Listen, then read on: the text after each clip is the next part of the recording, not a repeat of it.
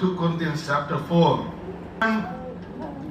எங்கள் சரீரத்திலே விளங்கும்படிக்கு இயேசுவின் மரணத்தை எப்பொழுதும் எங்கள் சரீரத்திலே சுமந்து திரிகிறோம். இதை புரிந்து கொள்ள வேண்டும்.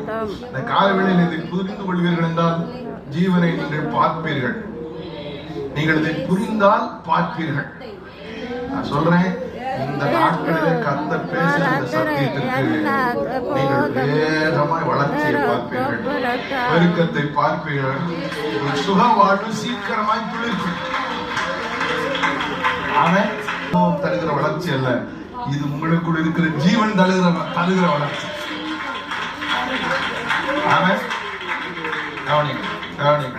நீங்க பின்னாடி உள்ளவங்க கொஞ்சம் நல்லா தட்டி அந்நிய பாஷை பேசினா உங்களுக்கு அப்படி அசதி. இயேசுடைய ஜீவனும் எங்கள் சரீரத்திலே விளங்கும்படிக்கு இயேசுவின் மரணத்தை எப்பொழுதும் எங்கள் சரீரத்திலே சுமந்து திரிகிறோம்.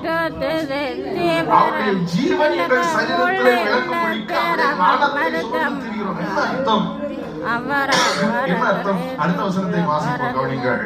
எப்படி எனில் சாவுக்கினமான எங்கள் மாம்சத்திலே இயேசுடைய ஜீவன் விளங்கும்படிக்கு உயிரோடு இருக்கிற நாங்கள் எப்பொழுதும் இயேசுவின் நிமித்தம் மரணத்துக்கு